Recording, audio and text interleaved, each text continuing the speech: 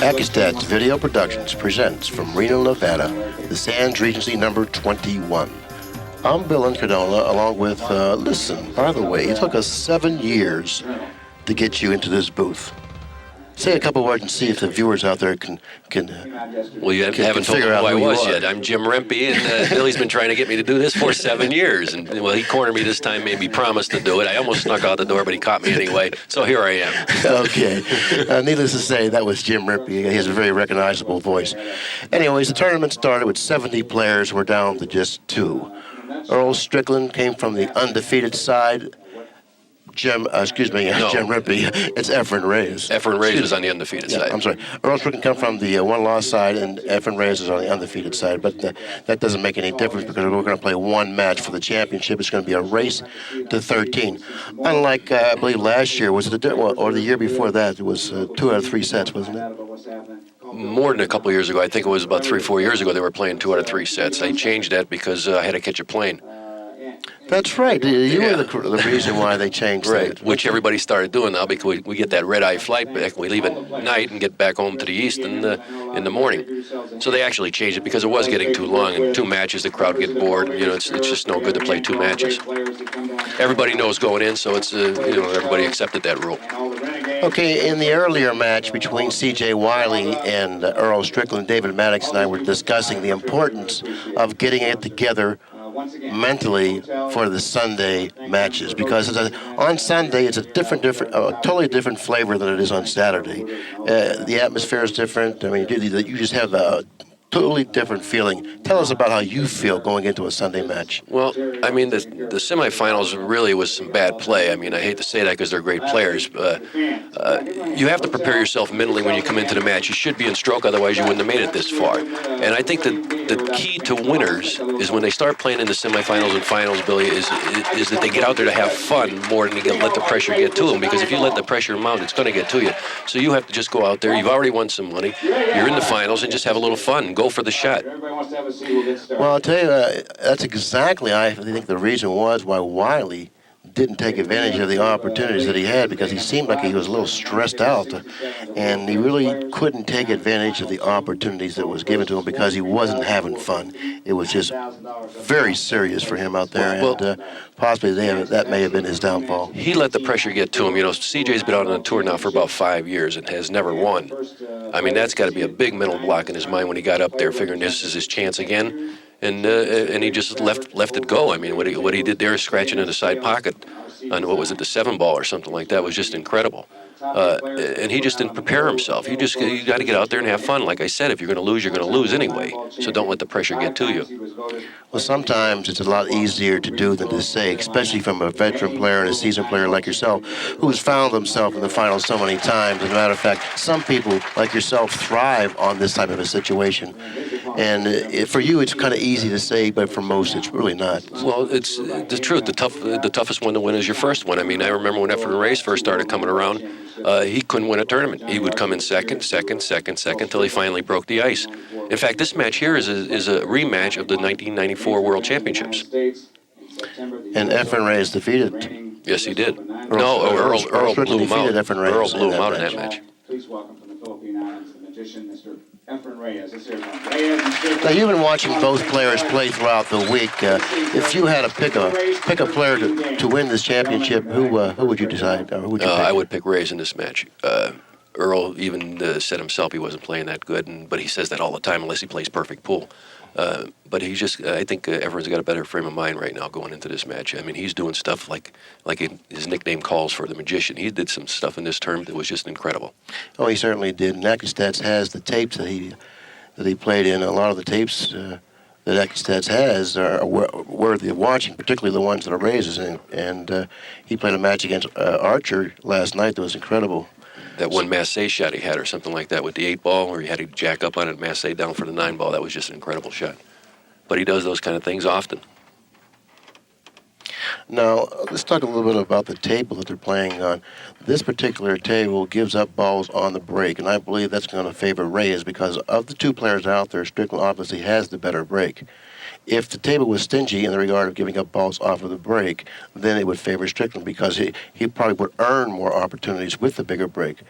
Now, by this table giving up more balls on the break, I think that's a kind of an equalizer for Reyes because he'll then get opportunities that he wouldn't have gotten on a tougher breaking table. Definitely. I mean, Earl's hitting him 100 mile an hour, and Reyes has found a speed. It's a little bit off speed, and he's making the corner ball every time. Let's see if the 3 goes. Hit a 3 didn't go that time. And neither did anything else. So therefore, in game number 1, very quickly, Efren Reyes, the player coming out of the chair, has the first opportunity to get onto the board. And that's so important, isn't it? Oh, this is the big one. You got to focus. You got to win this game. If you miss this rack, I mean, your whole mental frame of mind for this particular match goes downhill from there on out.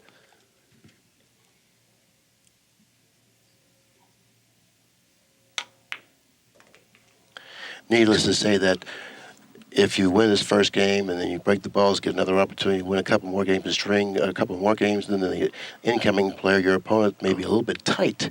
And then if he errs at that time, then it's all yours. Exactly. That's why this first game is so important. He's got a fairly easy run out here. I mean, he's probably going to just, I would draw this cue ball instead of punch it.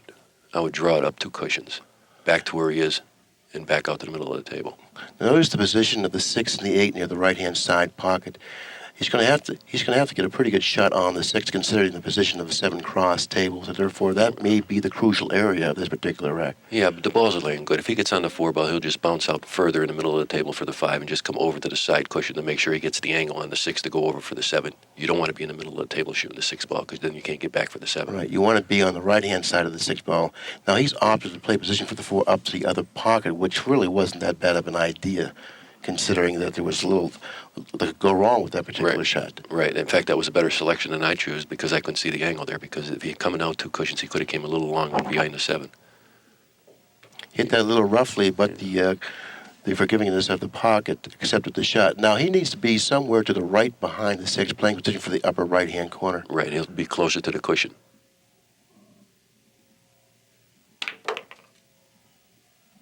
He's going to bounce out here. Let's see how far he bounces out. He's in a little trouble, though. Okay, now he's on the wrong side of the 6 ball. He shows a little signs of disgust with his body language, which we picked up. You see the angle on this, excuse me, Bill, you see the angle on this shot here? You can get a good view of it on the screen here. If he draws the ball, it's a dead scratch, so he's going to have to force the draw out of the scratch here. He's going to have to draw it, force it to the side cushion below the 8 ball. In other words, the cushion on this side of the 8 ball.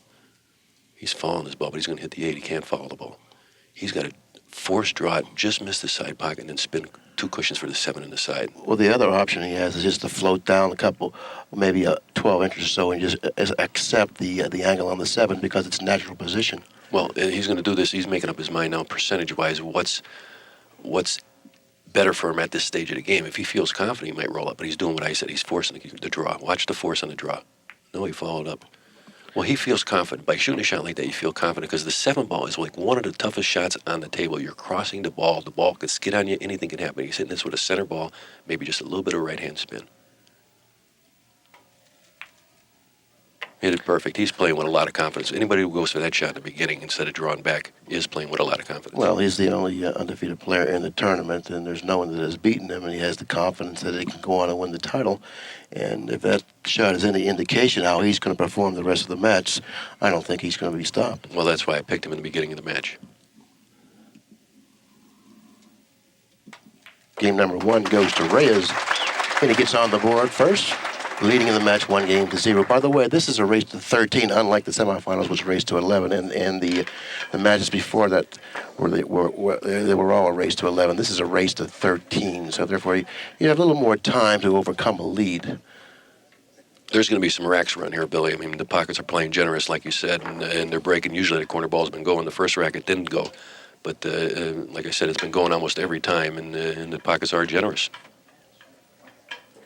I mean, through the whole tournament, you've been seeing a lot of 2s and 3s and 4 racks run. I mean, if a guy got a 5 or 6 game lead, you're still in the game. Absolutely. There actually isn't a lead that's not surmountable because of the very reason that Barry described. The forgiveness of the pockets, and the balls open up quite nicely. The cloth is fairly fast.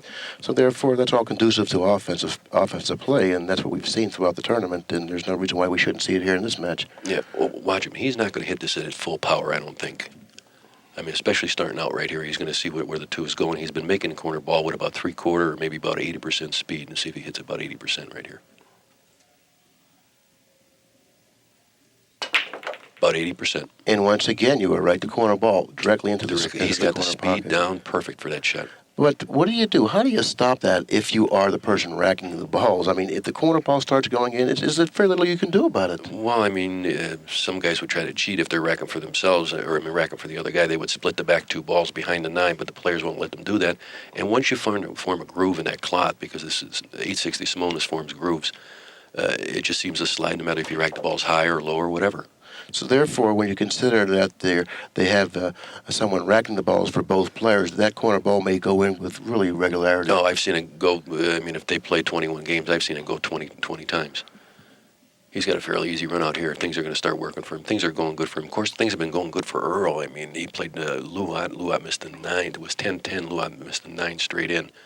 And things have been going good for Efren, too. Here he's got a really easy run out here. I mean, the balls are just connected dots. I mean, the 5, 6, 7 in the corner. Yeah, 8 the 6 is corner. placed very conveniently for the 7, perfect. considering the position of the 7. Perfect. Looks like you have to draw. Might have to drop back and forth. Yeah. But it's a simple shot.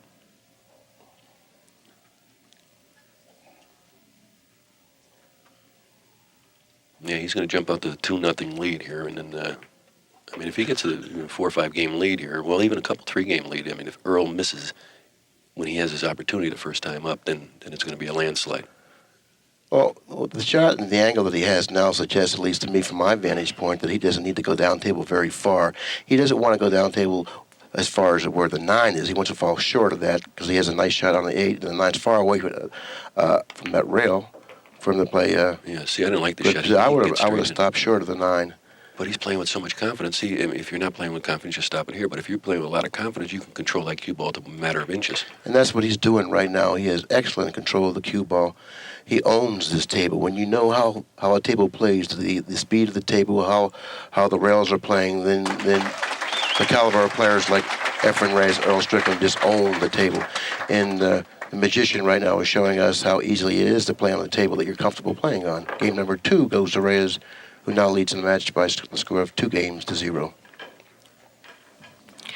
And I made a statement in the semifinals that when you go into a match like this, you don't play your opponent, you play the table.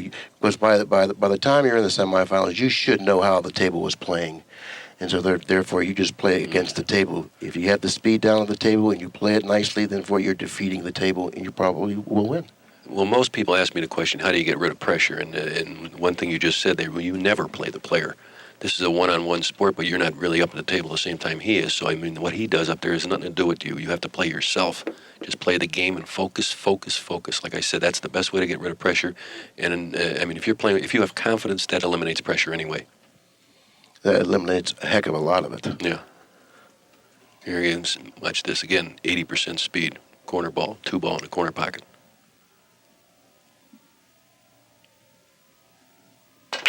Oh, what happened there, Billy? I don't know. When he broke the balls, the wing ball, which we were watching, the 2 ball, didn't hardly even move. No, it seems like the balls were separated then, like it was like a lead rack. But he off-hit it anyway. He hit the side of the 1 ball. That's why the cue ball flew off the table. Right. Had he hit the 1 ball squarely, I'm kind of curious on how that 2 ball would have reacted, because even though he didn't hit the 1 ball squarely, I thought he should have got much more movement from the wing ball than he did. Exactly. The balls weren't frozen. That's what happened there. To me, it would have seemed that the 2 balls in front of the 9 ball weren't touching the 9 ball. Or maybe the 1 ball was just off. Well, that gave Earl an opportunity here to get back in the game fast. Here's a good shot, Billy. I think he's got to go underneath the 5 and come up. No, he might play the 3 straight up in the corner, too. But if you want, he can go. I'll see the way he's hitting the cue ball. It looks like he's going underneath the 5 and 2 cushions up. No, he's playing the 3 in the corner, like I said. I think he chose the best route because of the position of the 4. And also, if he plays position for the 3 in the upper left-hand corner, all he needs to do now is follow the ball. Yeah. And he has much better control of the speed of the cue ball with this particular shot because he needs an angle to get back down table for the 5. Yeah, the less you make the cue ball travel, the better off you are. This is straight down the table for the 5.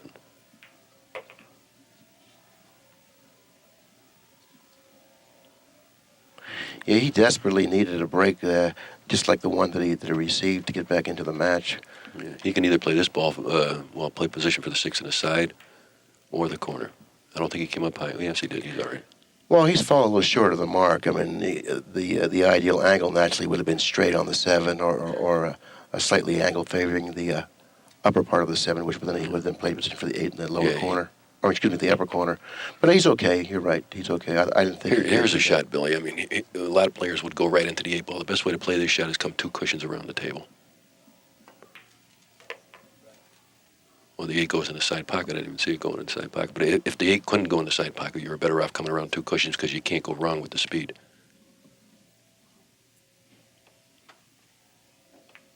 Oh, wow. Ooh, hit that wide. Hit it very, very thinly. I didn't think there... I thought for a moment there was a possibility that ball may have not fallen, but that wasn't the case. Game number 3 goes to Earl Strickland, and now he trails by 1 game in the match, 2 games to 1 in a race to 13.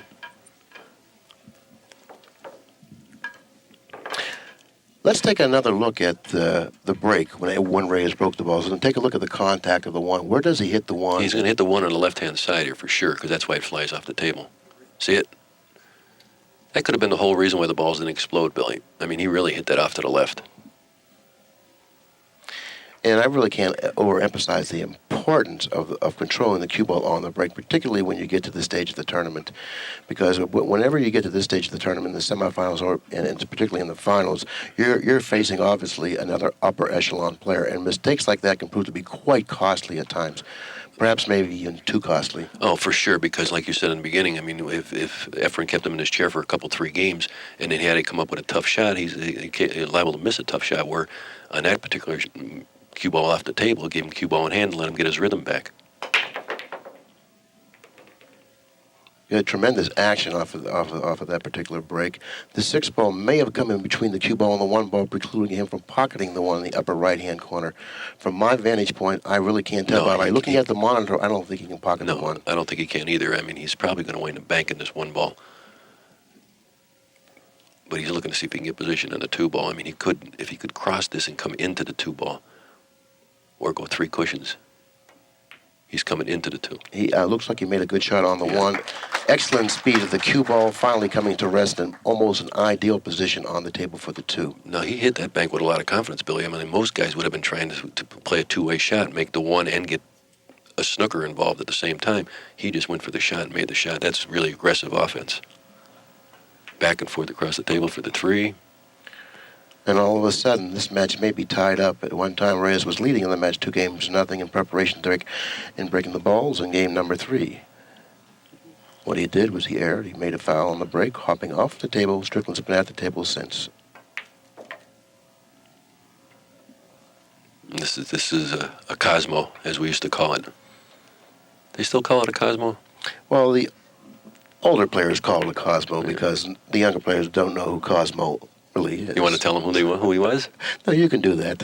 Cosmo was a guy that used to come around Johnson City. He's a funny-looking guy with big rimmed glasses, and he used to bring a suitcase full of all these tricks that he did exhibitions with, and he was a professional dancer, ballet-type dancing.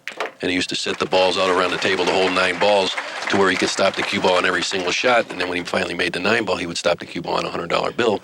But while he did the clearance, he did a ballet dance around the table and just spun around the table and he just turned the cue stick into the shot, stopped the cue ball, and did the whole shot. It was a real easy out except for the dance thing. Right. And that was a Cosmo.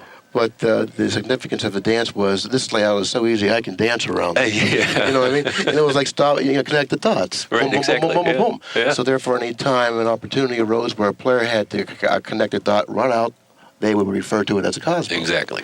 Game number 4 goes to Strickland. He ties up the match 2 games apiece. See if he hits him full speed here. Watch the 8. See, the 8's not going when you hit it full speed.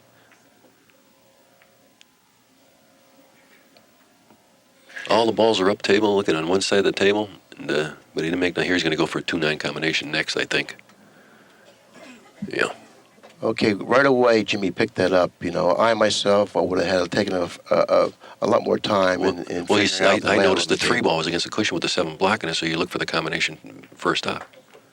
You see the 3 ball's tied up anyway. Very uncharacteristic of the way Reyes plays. He played himself out of line on a 2-9 combination. I did not like that positional shot because he came 1 cushion where you have like a little area to stop, and if he drew the cue ball towards the left-hand pocket and came 2 cushions into the 2, you have a lot more area to stop for position. But it doesn't matter as good as he pockets the balls. I mean, you can get anywhere. Right. Nevertheless, he got the job done. Probably not as easily as he should have, but nevertheless, he got the job done. And with that pocketing of the 9, he leads the match by a score of 3-2. See, on shots when you're playing position, a lot of guys ask how you play position. When the cue ball, you don't want the cue ball to cross an angle for position. In other words, coming across the table, across the angle of the next shot. You always want to come into the angle of the next shot, so you have a bigger area to stop in. So therefore, you want the cue ball to follow the line. Follow the angle. line, exactly. You draw an imaginary line from the pocket through the ball, and if you can get the cue ball to come toward that object ball on that line, then you're on the right angle for Exactly. position. Here we go. He won't off hit this one. 9 ball. 9 ball. 9. Now, he's made the 9 ball quite often. In his match against Earl Strickland last night, he made the 9 ball 3 times on the break. 3 times, and he defeated Strickland, by the way, last night, 11-8. I know it. And Earl asked me why that ball is going. I can't believe Earl asked me that question, because the reason that 9 goes, when you're breaking from the left-hand side of the table, he's breaking from here. If the crack of the ball's between the... Let's see where he puts this racket. I'll show you. In the meantime, that was game number 6. Reyes now leads by 2 games in the match, 4-2. I think it's a 3 ball here, Billy. See the 3 ball? Yes. If that's separated from the 9 ball and the other ball next to it, I think it's the 4 ball, is froze to the 9 ball, and you break from the left-hand side of the pocket, the 9 always comes towards this pocket. So therefore, the ball that is in back of the 9, either the right or the left, if it's loosened up somewhat and you break from the opposite side, or the same side. Same side as the loose ball. Then the ball will go toward the side where the ball is loosened. Yes, watch it. That time it went to the right, so apparently they were froze. Right.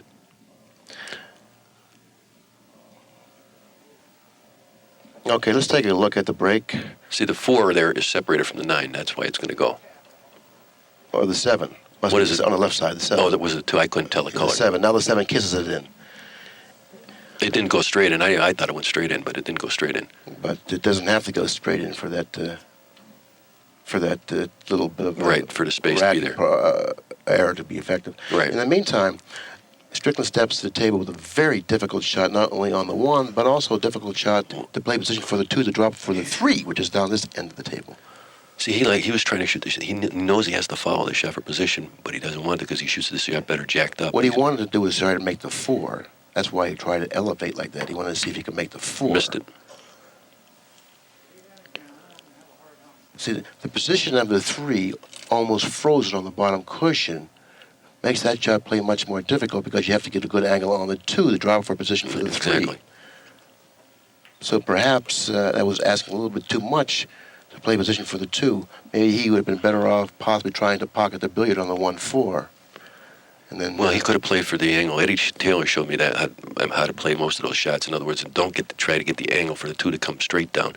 Played it for the angle on the 2, like he could have went underneath the 5 and come 3 cushions. It's always easier to go 3 cushions than to judge speed coming off 1. Yeah, he still had a lot of traffic there. He had the 5 and also the 8 to contend with, choosing that particular route. The accessibility to the 3 in that particular route was, fraught with pearls, pretty dangerous, but he didn't do that, and Efren's at the table. Yeah, he's got a 6-9 combination coming up after these 3 balls. He's just going to draw this 2 cushions and out. Make sure you don't get above the 4. He's fine. The 4 is really close to the pocket. Yeah, it's close. And it looks like the 6-9 is dead.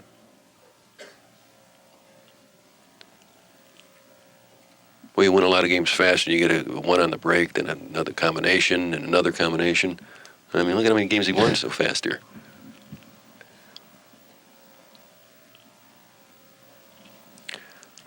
I guess the 9 is dead, isn't it, Billy? Well, I mean, you got much better eyes than me. You were talking about how good your eyes were the other day. I was telling you how bad mine were. I'm betting he's going to shoot it. I'm sure he's not going to try to play position for it, that's for sure. Well, if you're betting on something, I want to bet on it too. Okay, yeah. You like my style, don't you? Yes, I do.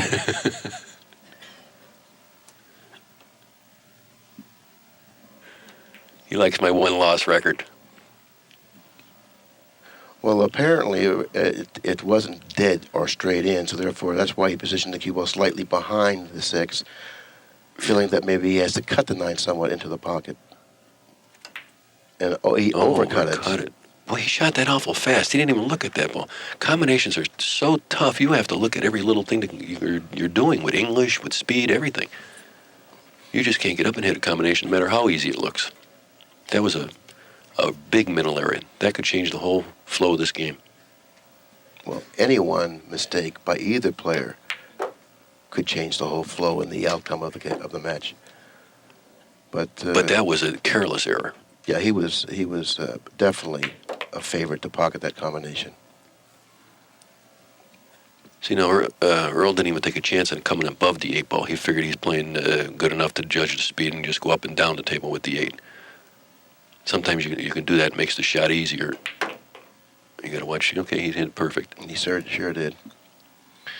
He hit the position of the Earl that suggested that he knew exactly the reaction that was going to take place off the bottom cushion, and he did at the game number 7. It's Earl Strickland now trailing by only 1 game in the match, 4 games to 3. Yeah, I was really surprised to see Reyes miss the 9, particularly by the margin that he missed it. No. He missed it by a good 3 inches. But he didn't even get up and look at it. I mean, he just like kind of hit the ball, thought it was a dead shot or something. You have to look at those combinations.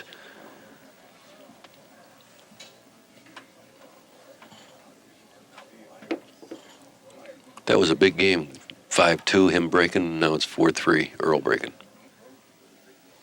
Big.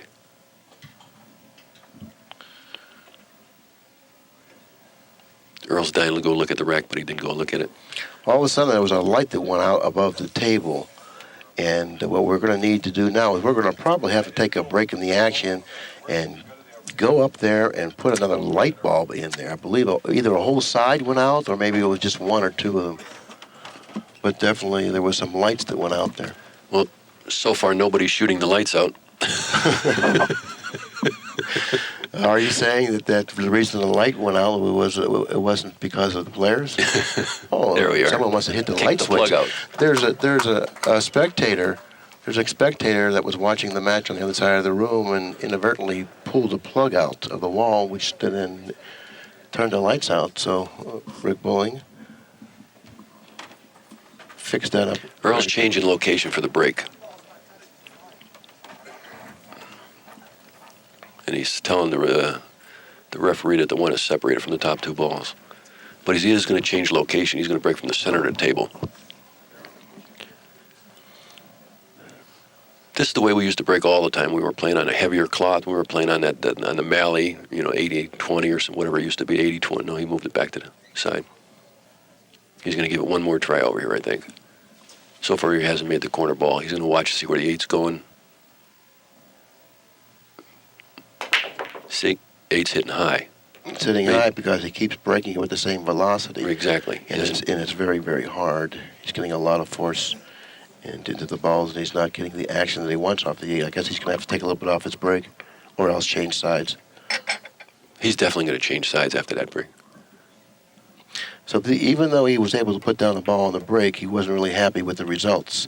Sometimes when you get good results, you don't have to be happy with them considering the kind of action that you want to get and you're not getting. Right. Well, he stopped that cue ball on a dime there. He got perfect position on the 3 ball. Just going to slide over just a little bit for the 4.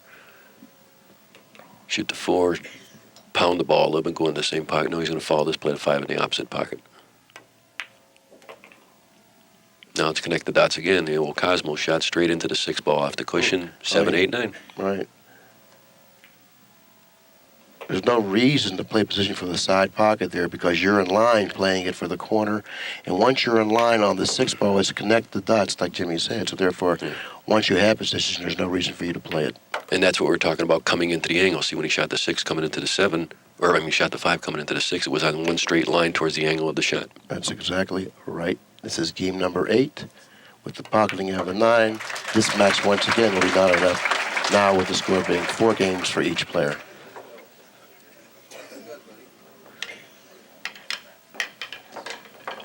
Got a nice crowd here. Reno always has a nice crowd. Knowledgeable fans. 11 years we've been coming here, Billy. Yeah, this is the 21st tournament. Amazing. 11 years.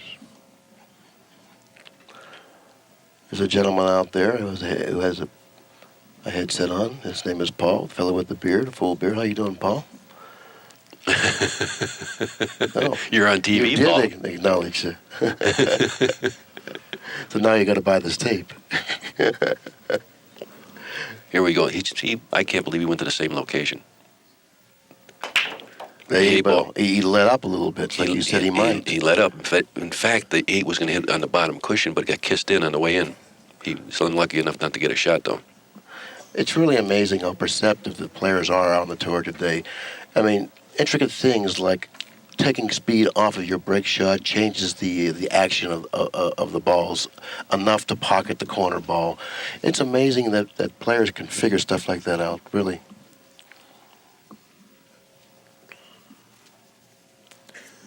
Well, let's see. We're going to get into some safety play here. I think, can he kick behind that and kick it up, or he's just going to? Oh, I don't know. He tried to just cross that. Yeah, that was a pretty good shot. He just tried to cross it and put it up above the 7 ball where he couldn't make the ball. I think he might have left him a bank here, maybe.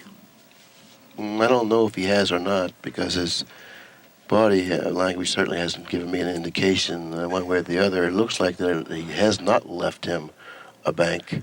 It looks like it may be fairly close, but I don't think it's available. If he can't make the bank, there's hardly any kind of shot here unless he shoots to the bottom cushion, tries to come across the ball and send the cue ball up table. He's going to try to massé this ball. He's masséing it around this ball. Well, if he can get around it. Or no, he played it safe. He just tried to stick the cue ball. That was the best he could do on that shot. Just make sure you separate the balls, put the cue ball on the cushion. At least, if anything he has going for him, it's the position of the cue ball against the cushion. Yeah, Earl's just going to roll this 1 to the cushion, bounce the 1 out, and back of the 2, and put the cue ball behind the 2 ball. If he has the angle to do it. That's what he's doing. He's going to roll this ball. Good pool players hate to just roll the cue ball, because you never know when it's going to roll off or dip to one side or the other. So he's got to hit this really soft, knock it above here, and he's good. Well, he has left Reyes a kick underneath the 2. To hit the ball, but it's pretty tough to get a safety out of the shot. He may kick it in the side because that side pocket is pretty large from this angle. No, he's not going to go for the side. He's going to try to hit the 1 ball on the bottom side. See, if he hits the 1 ball on the bottom side with draw English at the angle, it looks like the 1's going to go into the 6 ball. The cue ball's going to come back down behind the 9 ball. Watch this shot. Can he get in that deeply to do it? Yes, that's what he tried to do. See, exactly. He did exactly what you described he might do. If he hit a little bit harder, the cue ball would have came right behind the 9 ball. And I think he's got rewarded for it, because the 3 may preclude him from pocketing the 1 in the upper right-hand corner. And if that's the case, I don't know if he even has a very good safety. He's going to cross the ball. He's just going to bank the 1 ball back down table, let the cue ball float to the right-hand cushion, and put him behind the 7 ball and let the cue ball, and let the 1 ball come down table. That's exactly what he's doing. Straight up and down the table. Oh, he hit the 7 on the way in. He hit the 1 to the full. The 3 ball. He should have hit further to the right on the 1, which would have then allowed him to avoid the contacting of the 7. And wind up with the 3, snooker. that is. And wind up with the snooker. Yeah, it was a 3 ball. I thought it was a 7 too. Here's a tough shot. I mean, really tough. He's jacked up over the 3 ball. He's got to elevate. And he's got to use a little bit of right-hand spin. Makes this shot really tough. He's aiming at almost the full ball here, because the ball's going to swerve into it. Very tough shot. He got lucky here. He got lucky is right, because the position of the 1, not even in the pocket, 2 or 3 inches from the pocket and hooked behind the 4. Yeah. Earl's going to massé this a little bit, I think, or play that 1 off the cushion. Unless he can make this ball. Can he make this ball? Yeah, he can make the ball. He played it off the cushion. There's no pocket over here. Well, he's going to get lucky here, but he still has a lot of work in pocketing of the 2. He's going to probably go for the upper left-hand corner. Plus the 4's only got 1 pocket. Here's the shot. He's going to play the 2 ball in the corner, bounce out to like center of the table, then go 3 cushions with the 3 ball back for the 4 in the left-hand bottom pocket. Okay, that's one route that he can choose, or that's one option. Another option is he possibly can locate the cue ball behind the 6. He's not taking no chance. He's playing safe. Yeah, behind the 6, hitting the left-hand side of the 2. He's going to try to go behind the 6. Now there's for an example, for instance, that he knows he's not playing with a lot of confidence, Billy, because I've seen good players go for that shot because the percentage is in your favor if you're playing good. And he could have, because now he can lose the game, but by shooting the 2 and having the confidence, you can make the 2 ball. It was an easy run out after that. Not easy, but I mean, it was a good out. Here, he can get lucky here. He definitely played the 2 there. Yep. Okay, now he's confronted with the problem of getting the cue ball back down table for position for the 4. But if Now, after playing position for the 4 in the lower left-hand corner, the 5 is positioned at the other end of the table near the hit spot. And the 7's in the way for to go 2 cushions. He's going to Exactly. follow this ball. I don't know if I would have followed this ball. He played cushion first. That's an old Irving Crane shot. When you're shooting a long shot like that and the ball's just a hair away from the cushion, it's a lot easier to make the ball by going to the cushion first. And he got on the right side of the 4 where he didn't have to fiddle with the 7 ball, so it's just 2 cushions up for the 5 Right, ball. so therefore the cushion first shot was ideal perfect shot, yeah. in a couple different regards. Yep. Follow down to the cushion on the 5 ball if you can, so you have the angle on the 6 ball, just come 1 cushion down for the 7. Yeah, once again, you don't want to really go away from the 7. 2 cushions are out of the upper right-hand corner. Right. You would rather go either underneath the 6, playing position off the side cushion toward the 7, or 1 cushion even toward the side pocket here. You would like to go toward the side pocket, which would... He's not going to go 2 cushions on this because he's just going to come straight down the table and take the shot. No, he is going 2 cushions. Oh, I don't like that. No. No, I don't like that at all. No, I would have never played it like that. I would have played near the side over there and accepted that shot on the 7, rather than run the risk of putting the cue ball behind the 9. But if you have that much confidence in the speed of the cue ball, Well, that's what he did before. He did. That was the second time he did that. Remember the other shot where he had followed the ball and went underneath the 9 for position? Same thing he did there. so after game number 9, Efren Reyes takes the lead once again by the score of 5-4. But I still, well, for my game, in most other games, I think that it would work out better more often if you would play position for the 7 in the other fashion by staying above the 9, opposed to going 2 cushions away from the ball and coming back to... Well, maybe from this angle we've seen the wrong angle on the 7 ball. Maybe the 7 was closer to the cushion than we thought. If that was the case, then he did it the right way, because when you're coming 3 cushions into the bottom cushion like that, I mean, the English reverse is off the second cushion when it hits the 3rd cushion and dies the cue ball, so you got a big area to stop it. There's Jimmy Wedge to the left with the red shirt on, Reed Pierce with the blue shirt on, the man with the beard to the right. And the guy in the middle, we don't know. I think he's from Minnesota. He's a friend of Jimmy's. Okay, here we go with the break again. Watch the 7 ball. It hit high.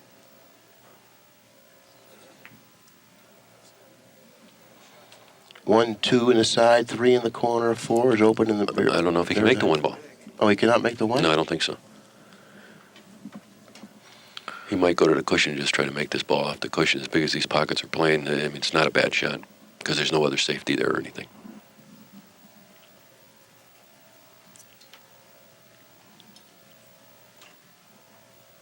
Well, he's making up his mind on the percentage whether to play safe off this shot or go for the kick off the cushion to make the 1 ball. He's playing the 1 ball. Well, I don't know about that shot. I mean, even if he did what he wanted to do, I think, but there's no reward for that, is there, Billy? No, not really. Now, this is a very interesting situation that's developed here. Efren Reyes cuts balls as thinly as anybody in the world, and this is a shot that requires a very thin hit. And he's drawing his 3 cushions for the 2 in the same corner. No, he's going for the side. He missed that, too. Yeah, he wasn't able to cut it thinly enough, and now the cue ball stops somewhere between the 2-4, leaving Strickland a pretty good shot, but the angle really isn't ideal. He's going to bounce off the cushion here, try to get straight in on the 2 ball. Just stop the cue ball then. He didn't get straight in, so he'll have to pound this 2 ball or bounce it off the cushion and come back out right around where the 2 is again. Yeah, well, this is the type of shot that he enjoys shooting. He'll shoot this well. You got to watch you don't come too far. Well, I guess there was a lot of room for the ball to pass. Well, he's looking at it. Maybe he can't make the 3. Made a little expression there. Well, I think it's a little close, but I do believe he can pocket the 3. And he's just going to draw it up table for the 4 on the side, I think. No, he's going to take the long shot. Well, apparently... He had to spin it a little bit. Right. He had to rely on the English to turn the 3 into the pocket, so therefore that precluded him from drawing the cue ball up table for position for the 4 on the side. Now he has to take another testy shot to get through this rack. No problem. Watch the 8 ball. Watch the 8. Oh, he was able to go into the 8 without I know having the 8 being an interfering ball, so therefore he was able to get over that obstacle. Yeah, I know he didn't want to run into the 8. Good players don't really like to run into balls unless you have to. But sometimes at the shot that you're left with, Yeah, you have to. you have to, or else you'll diminish the accuracy too much of the shot.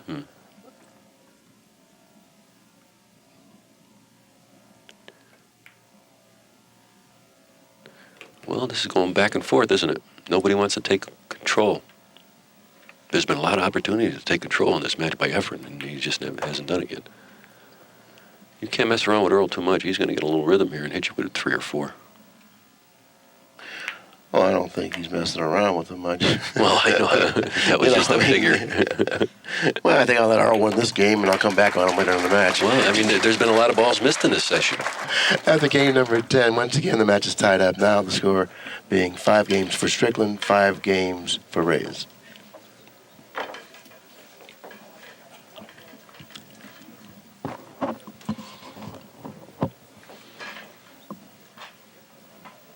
Yeah, Earl's starting to get a lot more comfortable out there. Had Reyes taken advantage of the opportunities that he was presented with, I think that Earl would have been fairly tight. But he's talking to the crowd, and he's at least showing some gestures that he's loose now and comfortable. There's Francine Massey, Mike Massey's wife. She's taking the pictures now. I believe she's For she Pool and takes Billiard pictures for Pool and Magazine. Billiard Magazine? Yeah. Pool and Billiard Magazine. I knew it was either Pool and Billiard or Billiard Digest. I wasn't quite sure which one it was, but it's Pool and Billiard Magazine. I don't believe Earl is staying with that same break, even though he's made a ball there. That corner ball isn't going nowhere near it. I mean, neither player maybe they should try to go to the other side of the table. But Earl's just staying there. He made a ball, so I guess he's happy. And he's got a nice little run out here. All he has to do is get on a 3 ball. If it gets on a 3, then it's over. You should just go in between the 7 and 9, playing the 3 out the corner. No, for the side pocket. Side? Okay, if he's straight in on the side, I agree with it. But if he has that angle that favors the up table, I don't know if I would have liked that. Yeah, but he played position for the side pocket. It was a natural shot. Mm-hmm. Which keeps him in line for the 4, which is nice because the 5 is adjacent to the 9. After pocketing the 4, he'll then be right in line for the 5. Now he's in perfect line for the 5. He'll just probably force it up for the 7. Yeah, just straight up the table. He's got a little bit on the wrong side of the 7 ball here, so he's going to either have to draw it right across the table and back out, or go 2 cushions. I'd prefer to draw it right across the table and back out. Stay a little closer to the 8 ball this way. Yeah, that's what he did. It's easier to judge.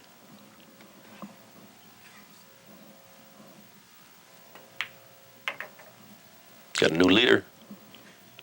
Is this the first time in the match he's had the lead? Yes, it is. And like Rebbe says, after game number 11, we have a new leader. Earl Strickland, for the first time in the match, takes the lead, with the score now being 6 games for Strickland, 5 for Reyes. Benches are a little empty there. Everybody must be on that 7th inning stretch.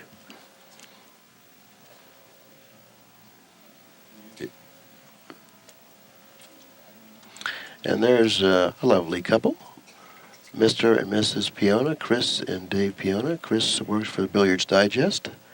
She's taking her shots, and Francine Massey, Pool and Billiard, taking her shots on the other side. Nice couple. Yes. He's staying in the same location. The 4 got kissed in that time. It didn't go straight in. And he snookered behind the 8 ball. And jacked up over the 2. Well, if he snookered behind the Doesn't 8, matter, right? jacked up over the 2, just overkill. Yeah. Well, it's tough to push on this ball, though, Billy. I mean, where are you going to put the guy? I mean, you can't push him to the top cushion because then he's going to play safe. Looks like you're going to have to push for a kick here. Yep, that's exactly right.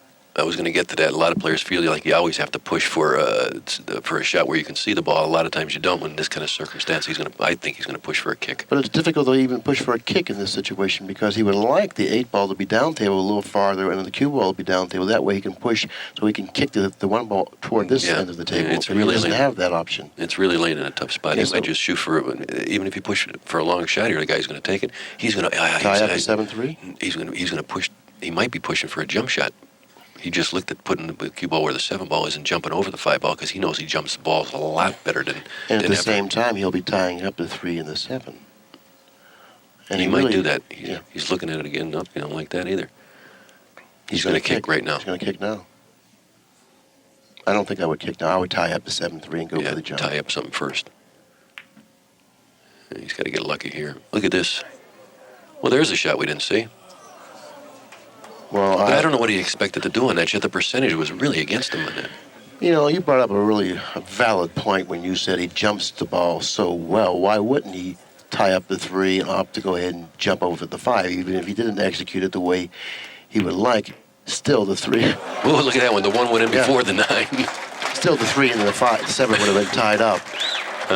I think he made a wrong selection there. It was definitely a judgment error on his part. Bad After percentage. game number 12, that is. Once again, the match is knotted up 6 games apiece now.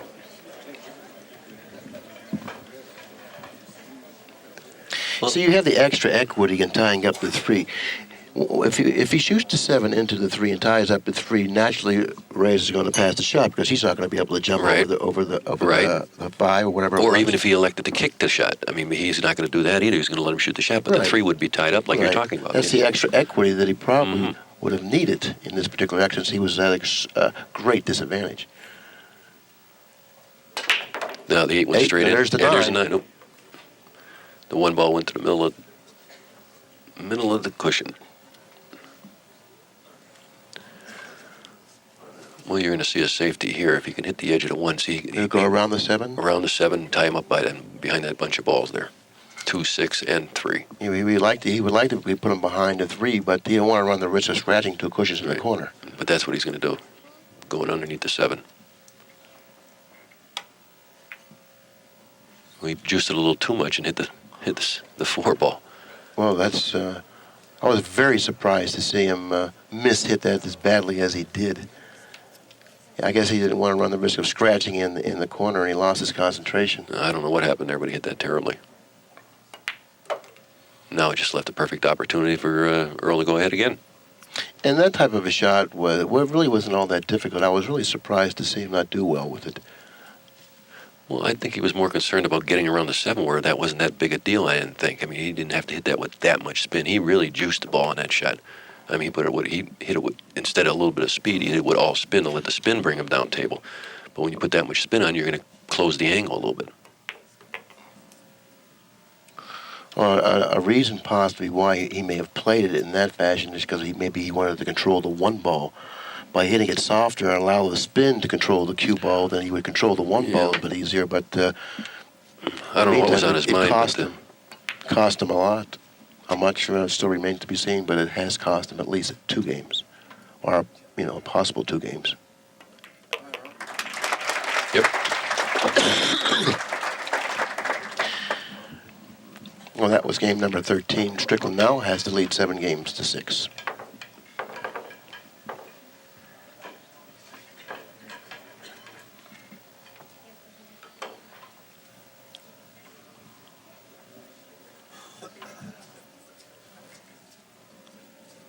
Well, even though these guys aren't playing that good right now, nobody plays perfect pool all the time. If you did, I mean, you'd win every tournament, and that's why there's tournaments.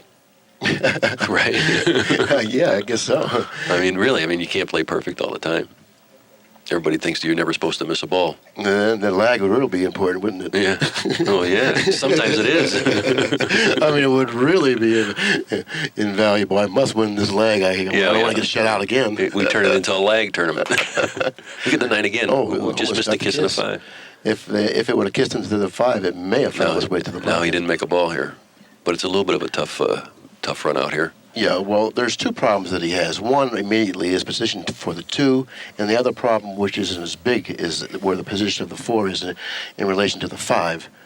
So he's going to hit this ball with if you were looking at a clock, he's hitting this ball at 2 o'clock right now.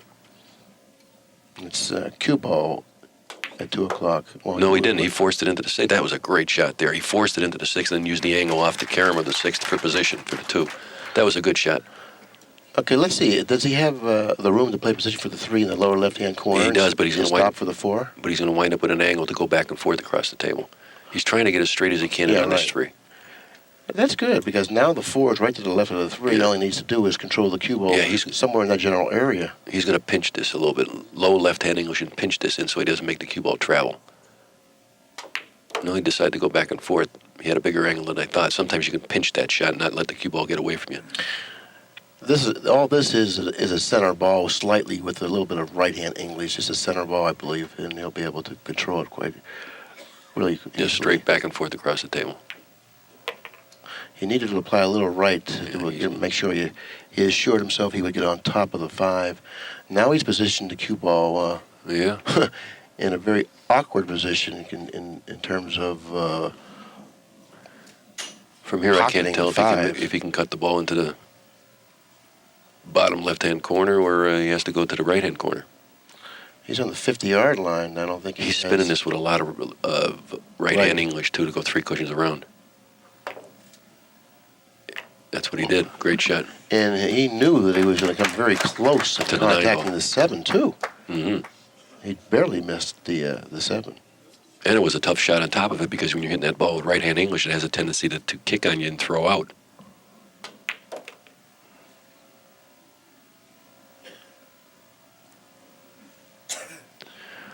Well, we're going to be back to even again. This is really a seesaw game, and Yeah, so therefore, in that regard, this match has been exciting because it's been closely and sharply contested the entire way. Game number 14. so far it has the makings of a 12-12er. 7 games apiece after 14 games. I got a prediction now. I think Efren's just go ahead and take the lead right now and just come right out. That's my prediction. We've been waiting long enough here for a little acceleration. Well, Efren was able to put the corner ball in the last time he broke the balls, so therefore, if he can break the balls and pocket the corner ball on this particular rack, he may end up with a shot, and which will, continue or sustain his momentum.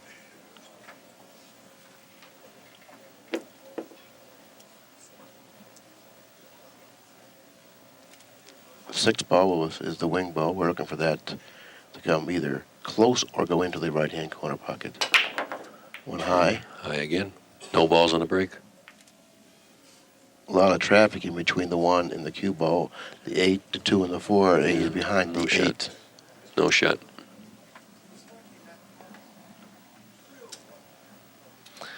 And another position where it's difficult to push. Earl's saying something. What did he say, Billy? I don't know, but if he pushes down by the 3 ball, he's going to leave Reyes a good safety behind the 2-4 with the cue ball.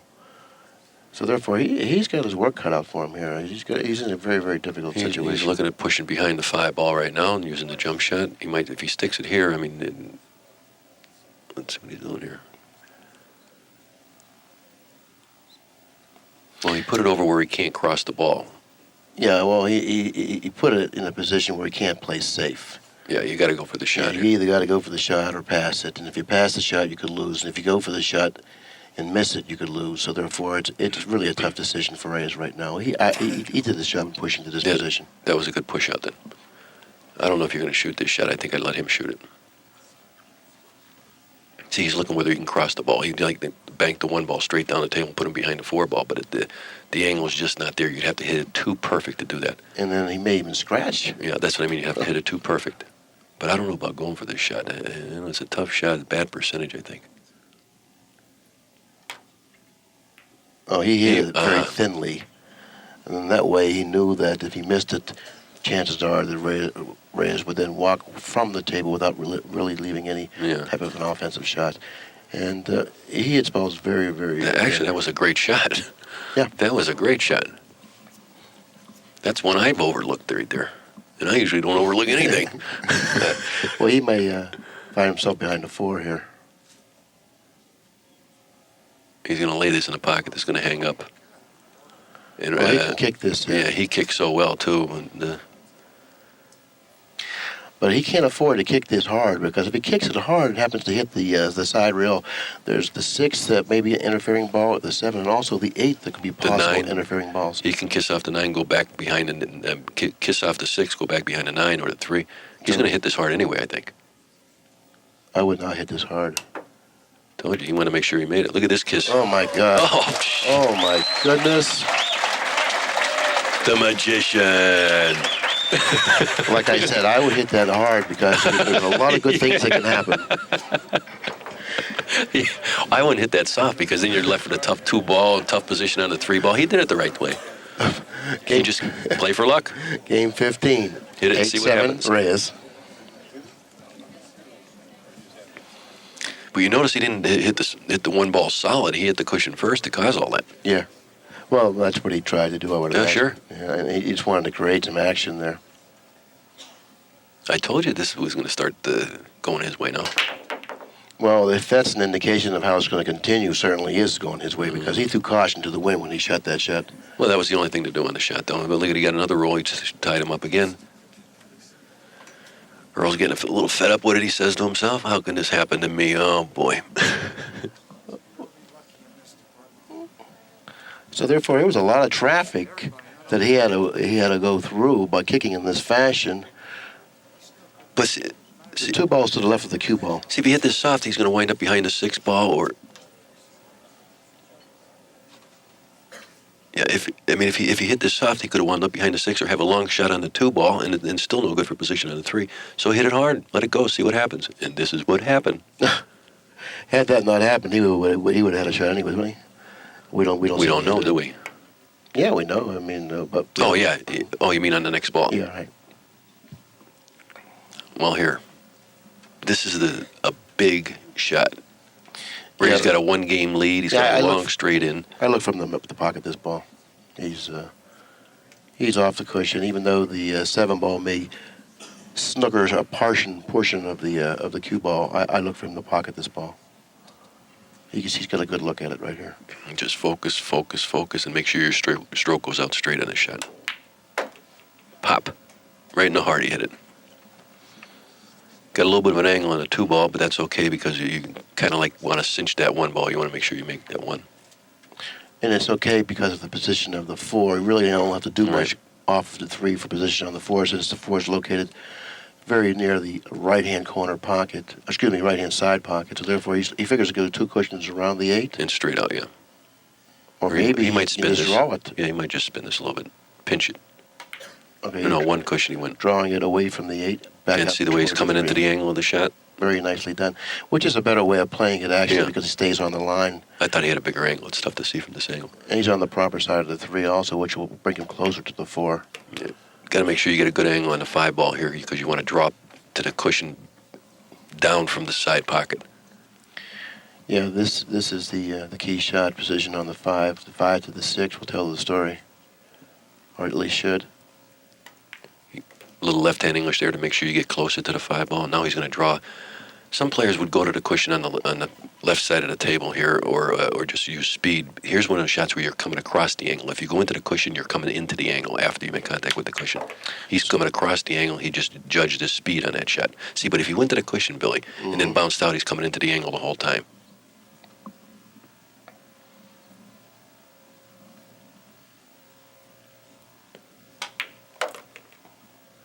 When he plays position on this 8-ball, he's going to play for an angle to go 3 cushions for the 9-ball.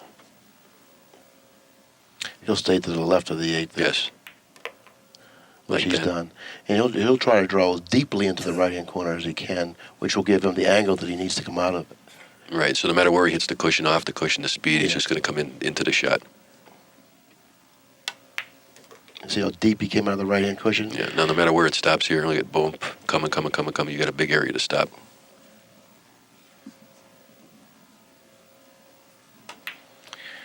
And all of a sudden, we have a player that has a 2-game advantage in the match, and that player is Efren Reyes, leading by the score of 9 games to 7. Well, how's my prediction? He's won 3 in a row since I said that. Well, that's right. I knew it was time for one of these players. They're 2 great players. I mean, one of them's got to take control, and it was the middle of the match. One of them just had to do it. If he makes a ball here, I mean, he's going to get his rhythm going, and it's just going to be a fast match from here on out.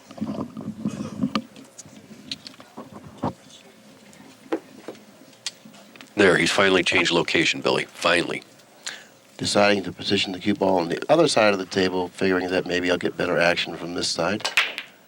And he's made the corner ball. It didn't go straight in. Don't look Watch out for the the cue ball. Watch the cue ball. Up. 2-9 right away. You can see that's available. Well, it's tough, though. Tough combination. You have to get perfect on it. There's no hole for the 2 ball. Yes, there is. You go in the middle of the table. I think the 2 passes the 9. No, it doesn't. Well, the 2-8 is straight on the side, but if you're going to play for a combination, you want to just play for the 2-9. Well, no, not necessarily. You always play for the easiest combination. But it's this is a funny little shot. He's going to play for the combination. He really doesn't want to shoot this shot. So he's going to position the cue ball in an area that suggests he's going to draw it around the 4. You know, I'm not quite sure if I would position the cue ball to the left of the 1 and draw it to the side cushion and toward the 2 that way. Yeah, but I don't know. He's Okay, he's going just across the table and keep it. He's going to settle for a longer shot on the 2-9, a longer combination. Yeah, he's going to hit this hard and try to send the cue ball 2 cushions around the table, upstairs there, up table, in case he misses the shot. And then the cue ball should be somewhere in the area behind the 8. Right. See it?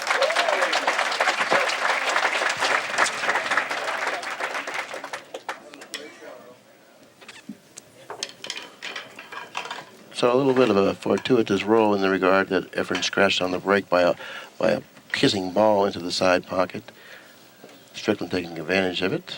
Trails by only 1 game now in the match, 8 games to 9. Now he's going to change too. Watch this. Yeah, Reyes changed position, breaking the balls. Maybe Earl will. He's thinking about where he wants to go to the middle of the table. I bet he breaks with his hand on the table this time. He's going back. No. He doesn't know what he wants to do. Why is that? He's trying to outguess the forward, the gentleman racking the balls. I'll look at the rack first. If they're tilted a certain way, maybe that's where I'll go, okay? Whatever way it favors. Well, he breaks good with his hand on the Maybe table, too. He breaks good with his hand on the table rather than the cushion, so I think he's going to go to the middle of the table. Okay, he's going to the side of the table that Reyes broke the balls from the preceding rack on the cushion. Let's see the type of action he gets from this. 2 ball in the corner. And a shot on the 1. Oh, the boy. 3 to the left of the 1. And this is a 4 open, 5 is open for the left-hand Everything corner. is open. 6 is available underneath the 9. Not much traveling after pocketing the 5. 7 at the other end of the table. 8 in front of the corner pocket. This is oh my. This is fairly much another Cosmo. Well, he's not connecting the dots here because, well, does he have an angle here? Yeah, he had an angle. No, it's Cosmo. Just get above the 5 ball so you have the angle to come down for the 6. That's your only problem here. Yeah, that way you have an option. Naturally, you'd rather play position for this side of the 6, the right side. He didn't get above it. He got straight in. He's going to have to draw back and shoot a tough cut on the 6 ball, and that makes a little bit of a problem because he might run into the 9. He has to go between the 9 and the 7 on the way up table. See, he's got a tough. Or he could follow the ball and shoot the 6 over this corner. Right. If he's straight in, he could follow it and go into the 8. He's following it back and forth, I think. You don't want to get on the cushion here. This is a little bit of a tricky shot here, too, because he may go into the 9 here. He might rush the 9. He's going to hit a little left-hand English, go straight up. Well, he was able to avoid contacting the 9. And now it's just 1 cushion back straight up and down the table. No, he's drawing it. He was straighter in than I thought.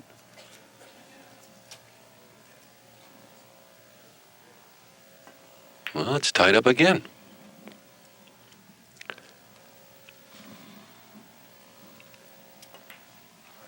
And once again, it is tied up. Now the score being 9 games for Strickland, 9 games for Reyes. And now we have a 4 out of 7 tournament.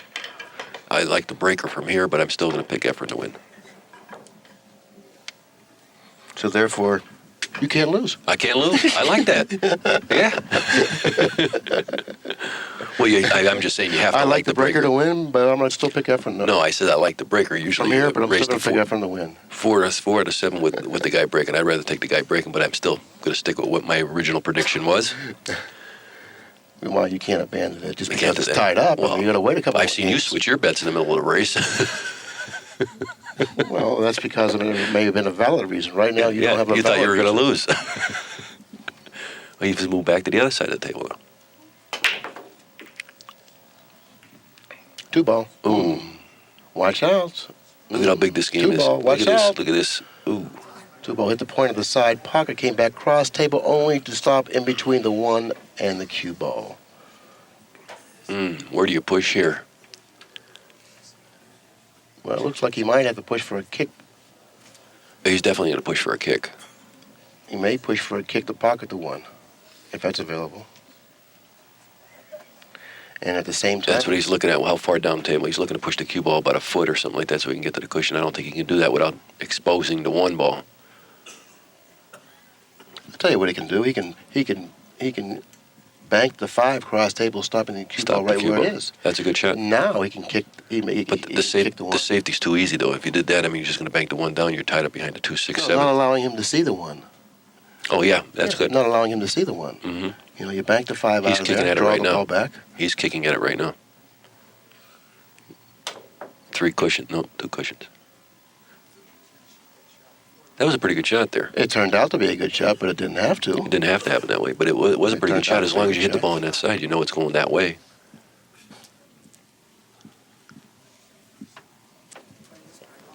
I liked your shot, though, better, and bank the 5 cross side and Cross corner or whatever it was, drawing the ball back a little bit, not allowing Strickland to see any put the push. cue ball behind the 8 here, just following down. Well, he's left this, I mean, where he's going to kick this ball. He's going to kick this 2 cushions and try to stop the cue ball right Yeah, there. he would like to if there's room. Maybe the angle's not available there. If the 8 blocks off the portion of the rail that he needs to hit, he's going to have to come over top of the 1. He's all right. Oh, he's hit the side of the ball. Hmm. You try to hit that thinner and get him behind the 9 ball. Yeah. See, he couldn't hit deeply enough in the rail to get under the 1 for the 2 cushion kick. Now he has a combination, and it looks like he has to cut the 1 back a little bit, losing control of the cue ball. After You can try to draw him underneath the 4 ball, but it looks like the combination, you might make the combination. What's he doing here? Oh, he's cinching the combination. See, he had the wrong angle on Yeah. the combination to play position for the 1. So he cinched the combination, and now he's got maybe a little better situation to work with. He's drawing him underneath the 4 ball. No, he's not. Yes, he is. You know, he let him out. He certainly did. He let him out. Sometimes it's asking a little bit too much to position the cue ball behind 1 single solitary ball. Maybe you're better off just playing speed of the object ball and leaving him a difficult shot to negotiate rather than trying to hook him. But I don't find fault in what he did. No, I like Don't get that me shot wrong. he shot. He just hit it a little bad. This is a tough shot here. He's missed a lot of balls. He here. may get lucky if he brushes the 2, Nope. which he didn't.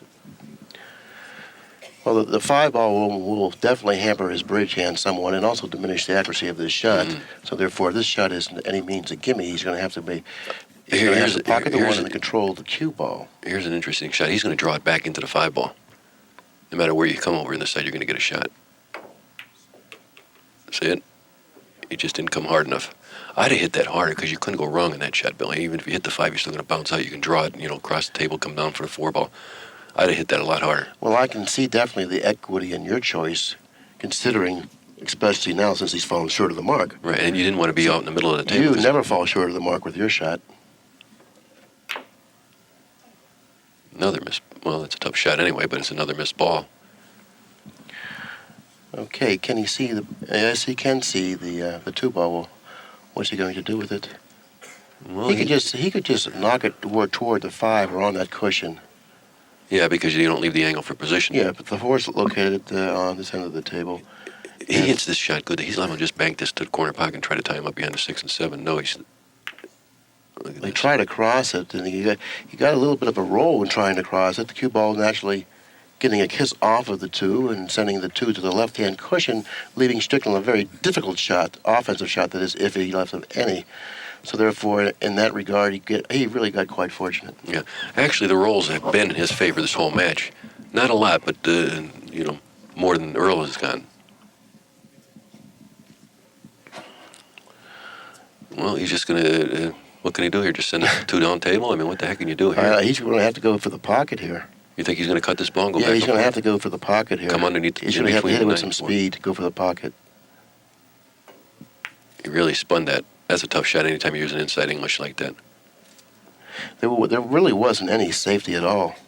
So therefore, he was forced to go for the pocket. And had he pocketed the 2-ball, then he would have been in good line for the 4. Yeah, I think if you'd hit that ball hard and try to go back and forth across the table, would have been an easier shot and more chance for a safety. Right, so he would have moved some balls. Yeah. Well, here it's just come back for the 5 in the corner. He may be a little thin on the 4 here. Yeah, he'll spin this. He likes this. This is the old wimpy type shot. Bing! Watch it. Spin this. See it? Bing! Bing! Is that the sound of it? Yeah, I always pictured it as that anyway. I don't know. Oh, he's got a bing shot. Yeah. It's the old bzz. 6 goes to the side, so it's fairly easy. He'll shoot the 7 in the corner next and leave an angle to go straight across the table for the 8. Well, I think he'll play a position for the side, huh? Because then he's natural for coming No, I into think the 8. he's just going to come back. See? No, you're right. He came way back. Badly hit it. Yeah. Badly hit ball. No, he's just going to spin this one. Badly hit ball. Yep, he'll spin this in, though. These are his kind of favorite shots, too, though. Yeah, but... I don't like this shot. I'd rather cut it back in the other corner. This ball could turn over on you. He's made it, but I don't like shooting in that corner. And a little awkward. He's going to have to stop the ball. Well, he might fall down for the 9 in the other corner or pound it. Looks like he's going to pound it a little bit. Yeah. Not too hard, though. Yep.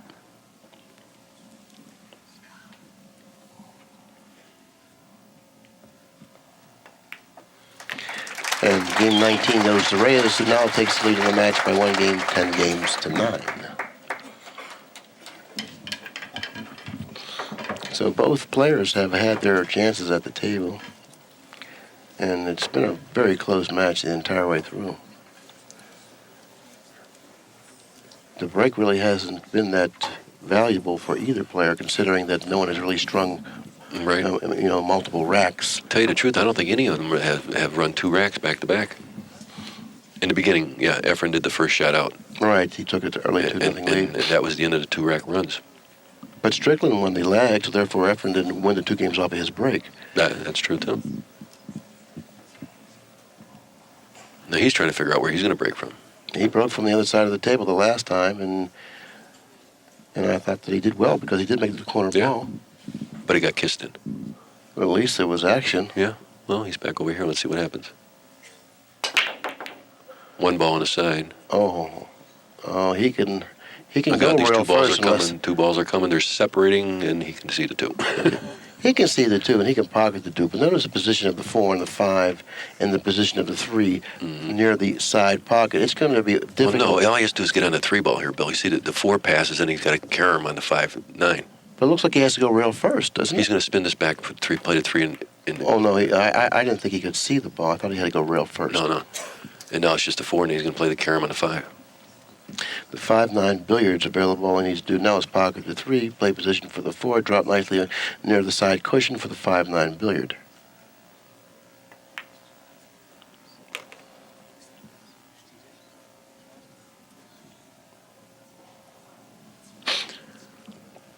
When he shoots the 5-9 billiards, you have to use left-hand English. Make sure you get it because it looks like the 5 is out a little far. Ooh. If it is out a little far, He don't like where he's got there. If it is out a little far, he certainly don't like the results Now of he's that got to use shot. inside English to throw the 9 into the pocket. Yeah, see the inside English? That's left-hand English there. He got a little careless there. Yes, he did. I mean, if it came over just another 1/4 of an inch, he couldn't have made that ball. No. And once again, Reyes extends his lead in the match by 2 games. Now the score 11 for Reyes, 9 for Strickland. Big game coming up here, huh? Puts Reyes in the 1 hole, as we call it. And, On the hilltop. He's going to go back to the same side. I don't blame him. Yeah, he almost made it to the 9 on the break. Yeah. He has been getting better action on the 9, breaking from this side of the table. No, he's not really worried about that. He's looking to just make a ball and get shape on the 1. The 9's going.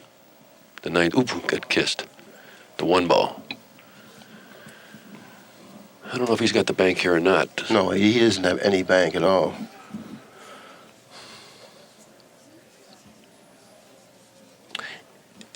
Look at the 8-ball, Billy. 8's laying in a tough spot. I don't look for him to shoot from this position. I myself would push a little. He's looking at the 9-ball right here. Watch this. He's Yeah, looking at the 9-ball. The cue ball's going to go in that direction. Yeah.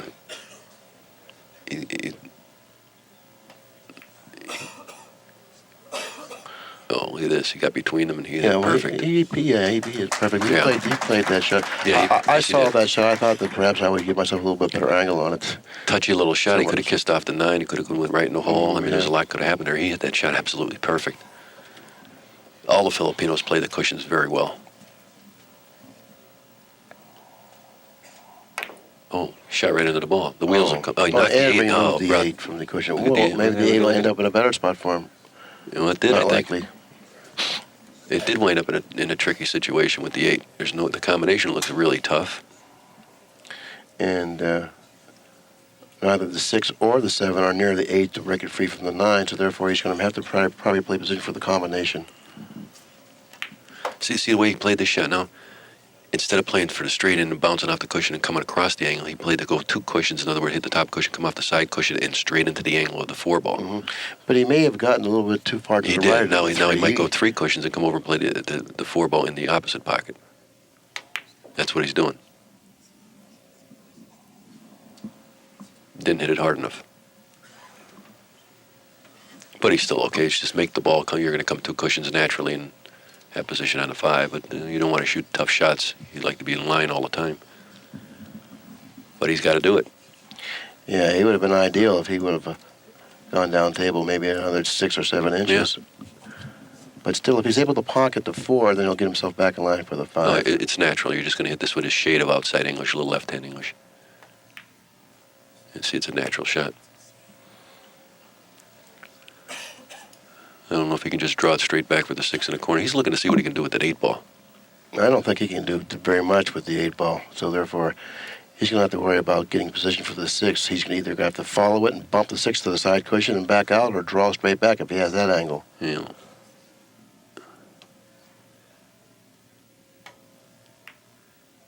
For the side pocket. Mm. Well, it's tough to tell from hitting here. with that soft speed enabled him to miss the 6. Had he hit it with a harder speed, then he would have got some deflection there off of the 5, and he would have made contact with the 6. That's right. They call that sometimes weight of the ball takes it through it rather than jumping off the object ball. Here, you know what he's going to do here, Billy? I don't think he's going to play for the combination. Well, I can't really tell the angle, but if he doesn't play for the combination, he's going to come down here, kiss off the 8, off the cushion into the 9. Well, I think he's going to play for the combination. Yep, the combination. He's trying to get straight on this shot. That's why he's looking at the table. Looks like he got pretty good on the shot. I mean, these shots are missable. I think he's going to take a little more time than he took on that another 6-9 combination he missed.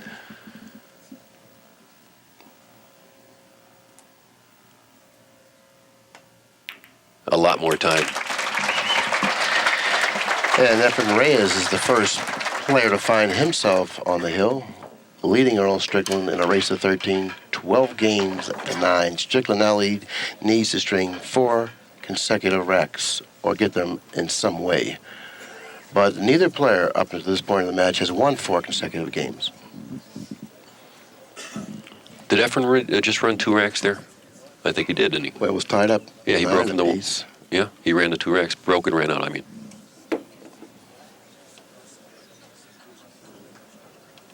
Excuse me. Well, you're going to have to explain why you said excuse me now, because our viewers can't hear Pat. Oh. Yeah, somebody just told me that Earl had broke the balls the one time, and I think he was right. So it hasn't been two racks in a row for Efren. Look at the scratch. Oh, my. Oh. Well, Earl is going to have another opportunity at the table. With the 2-ball finally coming to rest against the 4, not allowing Earl to pocket the 2 in the lower left-hand corner. The position of the 1 in the cue ball straight in. I don't know. There's not much he can do here. Not much he can do with it, considering the angle that he has on the 1. And by the time they get down to the 5-ball, the 5 is laying in a real tricky situation.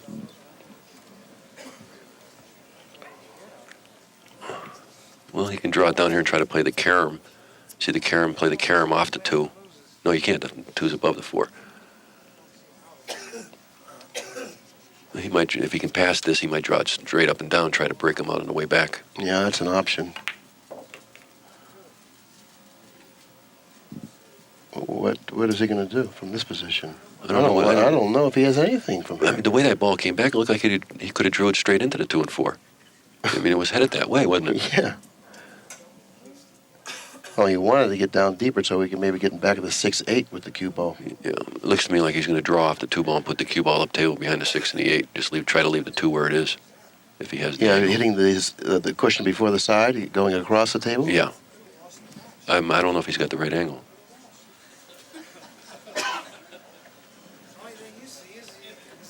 He's really gotten some bad rolls. He really has.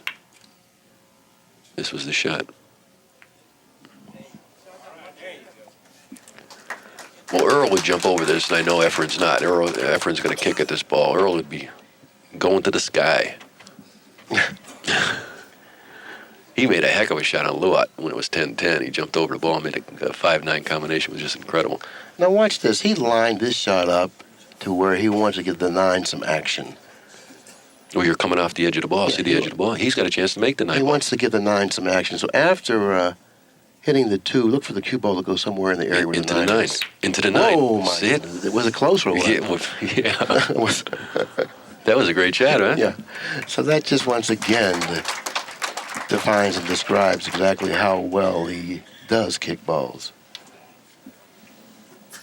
Oh, he's got a tough out here. In 4 games, he's got to come with the shot, get position on the next ball.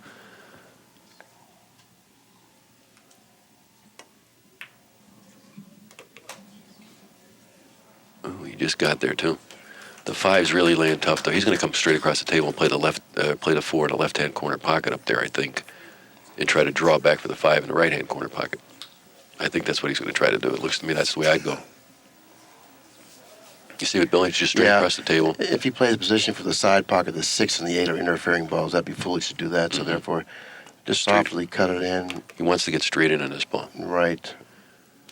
Well, now he can draw and bust the 5 out of there, though. He can hit the 5 ball with the shot. Is there room to play in front of the 5, playing position for the lower right? I don't think so. He's going to draw it into the 5. Well, there is room. He's got to get perfectly straight.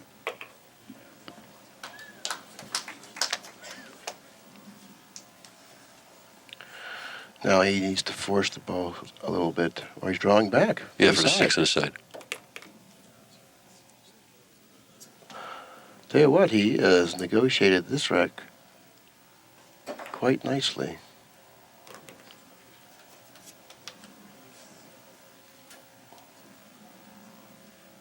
Straight up and down for the 8 on the side. Try to get straight. And he's perfect. Yeah, there was a lot of work in that rack, and I tell you, he showed a lot of fortitude in working his way through it. A lot of pressure situations he was confronted with, and did well. At the end of game 22, Earl Strickland trails by 2 games in the match, 12 games to 10 in a race to 13. He's hanging by a thread. One mistake hereafter, and he should be history. He knows it. But can he do anything about it? Well, you know, really, this is anybody's game right now. Anybody's match, I mean. Well, I wouldn't go as far to say that. I know that Reyes definitely is a prohibitive favorite at this point. It's not anyone's match. But if Earl gets the opportunities... Yeah, that's what I meant. At least in this game, he really needs to break the balls, come up with a ball and a break and a shot. Without that, he's in trouble. I don't see anything going. Nothing has gone. And no shot, though. But no shot. Very quickly, I'll describe the layout to you. There are 5 balls that are nestled together, grouply tight near the left-hand corner, lower corner pocket. The 7 and the 4 are right in the pocket. The 3 to the left of the 4. The 5 is in between the 4 and the 9. He's pushed to the side rail, giving the early opportunity to go for a bank or a safety here. It's tough to get the safety because the 6 is going to run interference with the cue ball off the cushion that way. Well, he's forcing Earl to shoot the shot because Earl can't afford to pass the shot. He did well with it. No, I mean, this looks like an easy jump here. He's only over the edge of the ball, Billy.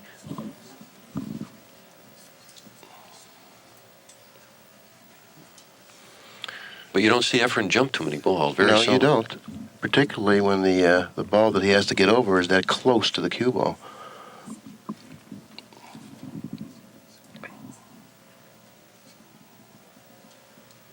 He doesn't want to pass this. I mean, well, he can't pass it, but Right, a necessitating situation here. Right.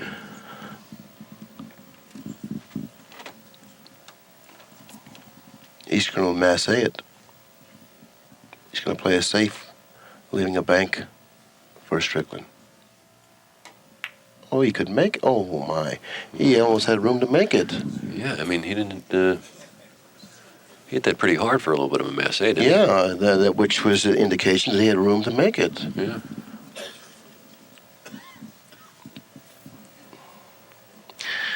That's a very interesting situation he's confronted with here in, Well- in regard to that cluster down there. Well, we can't see if the 3 passes here. If it doesn't pass, I mean, it's going to hit the 7. Then you don't know which way the 7's going to shoot the 4 out of there.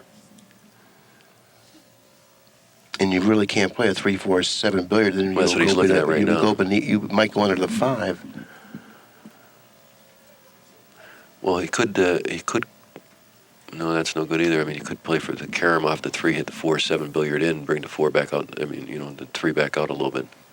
I don't know if that lays right or not. Well, he's not playing. He's playing for a 3-ball combination here. Maybe he's playing for the pocket to 3. Yeah, you see that the 3 is going to come over here and click these 2 balls here. It's going to stay down table, I think. The 4 is going to get out of the way. You got to watch the kiss. No, he's not going to like this. There was so many things that could happen there. He can't hit this soft and put him behind a 5, I don't think. Well, he might be able to put him behind the 9 off of the billiard off the 5. Yeah, that's what he's doing. Oh, he clicked. Well, he still got. Well, that'll work. Yeah, that'll get it. I mean, he can't kick to this cushion and hit the 3. Hit the edge of the 3. He's going to go. It looks like he might go up and down the table. And I think that's the only option he has is to kick long. And if you notice the position of the 4, let's get a close up of the 4 ball in relation to the side pocket.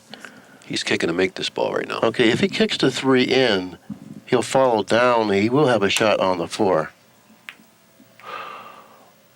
Well, he gave himself a better chance of walking By away going in to a the better cushion, yeah. situation. Yeah, by going into the second cushion. Now he had the chance of separating both the cue ball from the 3, and also he had the chance of pocketing the 3.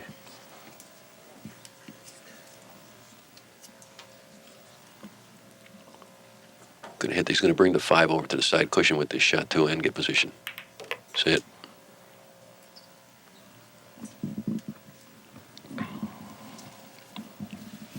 Well, this is getting very interesting now.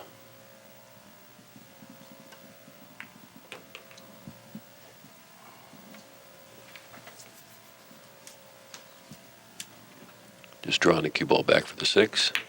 We're punching it back out.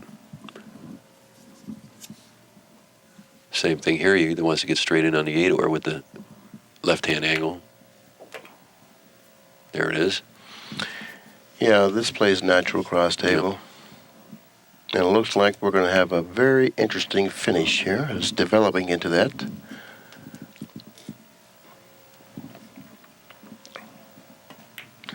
And after game 23, Reyes still on the hill with 12. Strickland coming strong. He's got 11. In the meantime, we have to change the tape. We'll be right back. Dun, dun, dun, dun. Okay, once again, we are back in time. Of course, we wouldn't have allowed the action to start without you people being able to watch it. Score, Strickland 11, Reyes 12, and a race to 13. Look out, 9. Ooh. Oh, 9-7. He's going to get the 7. The 1's going to go in front of the corner pocket, and now it's anyone's match. Well, This match is a toss-up from this position. Reyes has the equity of being on the hill. Strickland has the equity of being at the table.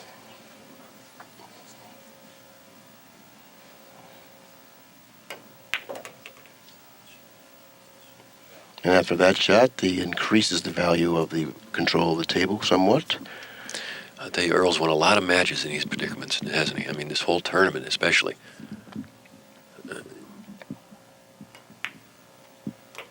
Watch out, he's look behind out. the 9. He's behind the 9. What? Boy, He's he took behind. a gamble there. Didn't He's he? very close. It's gonna spin this a very little bit. close. Man, he took a heck of a chance there. It's very close. Very close. He may have to jump this somewhat. No, A he's little- not a too little bit. concerned. He's not too concerned. It's very close. Well, he's falling short of the mark. I'm just going to cut this in a He side, would go have 2 liked to have cushions. gotten straight on the 4, but He's all right. He's just that going to make the didn't ball. happen. It goes naturally 2 cushions, and then two cushions with the 5 to the 6. Well, he's falling short once again. Yeah. He'll hit this soft. He has to hit his shots off because there's no other route. This ball could turn on him, though. It certainly can. But it didn't. The equity of the control of the table seems to be getting larger. I guess so. You got to like the shooter right now to win this match.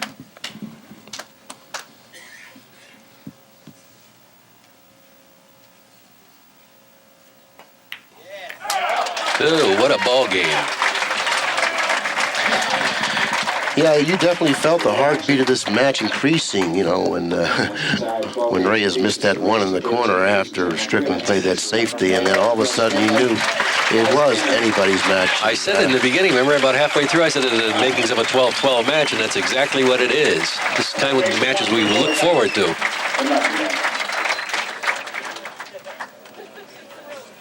Well, I guess they're going to play one game for the title and the cheese. I think you're like me, Billy. I like to see a match like this when it comes 12-12. When they break the balls, I like to see a little cluster here, a little cluster here, Absolutely. a little cluster. So there's some play to it. Sure. Everyone wants to see a thrilling finish. Everyone wants to see both players at the table in a hill-to-hill match to negotiate the layout somewhere. Right, and some safety play Sure. and a whole bit. So, well, maybe Ford gave him a slug. All right, here we go. Here's one thing you don't want. You don't want to scratch. You don't want to make the cue ball jump off the table. Make sure you make contact with the one solid. You don't want to. Ooh, The one's going to go to the center of the table, possibly. we got a few clusters. Not much, but I mean it's something. Well, the 7 and an 8 at the other end of the That's what table. I'm saying. The 8 precludes Yeah, the that's 7 what I'm from saying. pocketed, That's being what I'm saying. pocketed in the upper left. And he's starting off with a fairly thin hit on the 1 to the position of the 3 at the other end of the table. I don't know if the angle that he has on the 1 suggests that it's a natural position. Maybe he has to He's going spin for it somewhat. No, he's drawing it underneath the 7 and 8 here. He's drawing it underneath here. He got around and gave him a shot. No, he gave him a shot. Now, Reyes Watch the 9 ball here, Billy. No, I don't think the angle's No on. 9 here. No 9 here. He's going for it. If it was up another inch, he could have drew it into the 9 because the 3 was there Yeah. for position anyway. But Right, it's not the way it turned But out. there's no 9 here. This is a tough shot. You got to kind of like slow roll this. Not real slow roll. You're going to go into the 9, or you don't have to go into the 9, but you're not going to hit this ball hard. And naturally, you want to hit the ball hard. I like his chances here. Well, you got to like the shooter's chances. But believe me, this ain't no easy shot right now. He's got a funny bridge off the cushion where it's laying. You see what I'm saying? Mm-hmm. And when you're hitting down on the cue ball off a rail like that, the ball can swerve if you hit it a little bit bad. He's going to hit it so where the cue ball will then go maybe into the 9 or possibly a quarter of the way back up table. Yeah, but look at what happens. Oh, well, You that see? was the problem.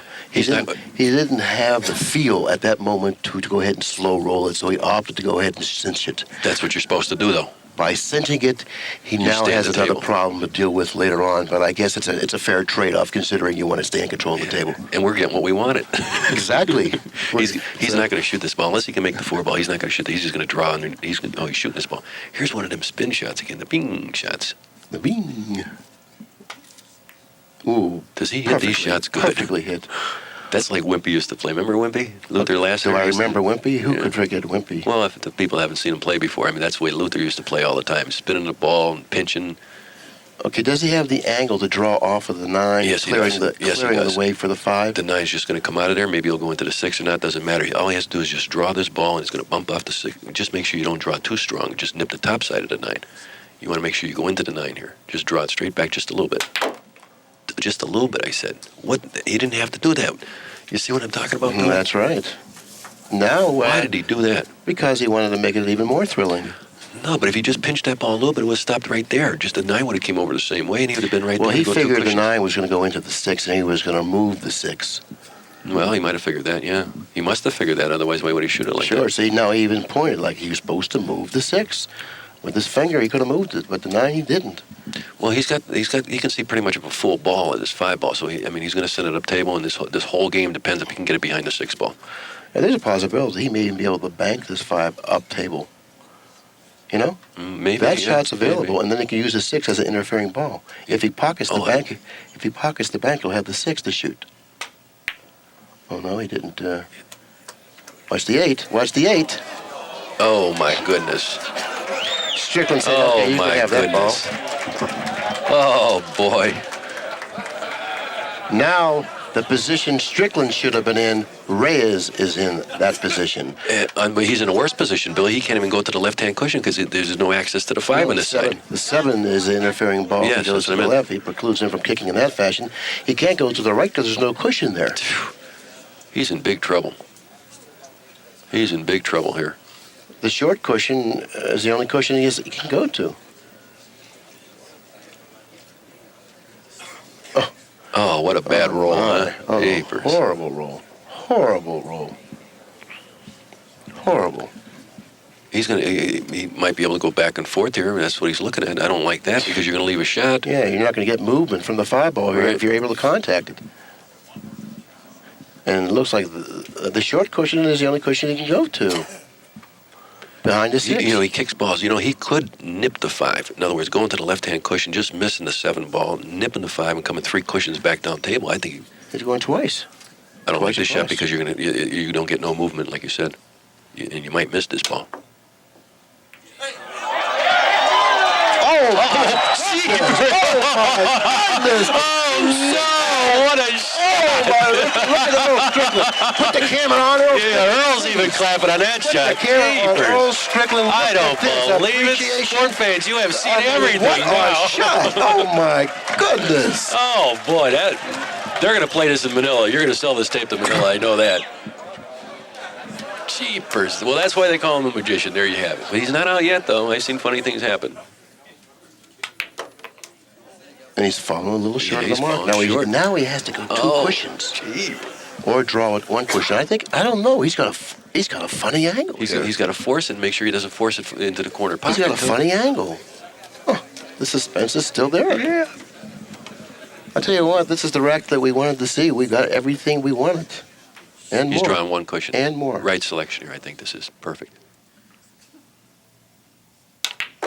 That's it. He's home. He's home. What a finish. What a finals, What huh? a finish. You couldn't get no better than that. No wonder you asked me to do this. What a finish. And I really had to commend Earl for his sportsmanship there. I mean, and he really was happy for Reyes in the regard that he made a terrific shot to steal the match away from him. Just incredible. What a performance. Well, I've never seen anything like that. That I've was played this game incredible. 30 years. I've never seen a kick like that.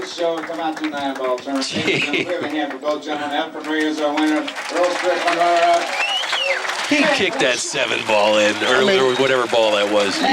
The 5 ball. The 5 ball. Everyone in attendance thought, especially if they were knowledgeable, thought that he was dead in the water.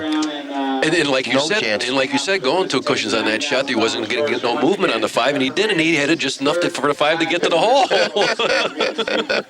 Unbelievable. Oh, my goodness. Oh, what a wonderful, wonderful finals. Oh, this is going to be a great finals for people to buy. Hope you enjoy this. Anyway, it's been a pleasure doing this with you, Billy. I'm glad you got me on this one. This is a capper here. It certainly has been a pleasure, and we've been trying to get you up here in the booth for 7 years now, and fortunately, we were able to get you for this match, and what a thrilling, thrilling match it was. And I don't know if we're going to be doing an interview, but Efren is entitled I think we ought to get to this Efren up moment here. right now. Yeah, see if you can get Efren up here.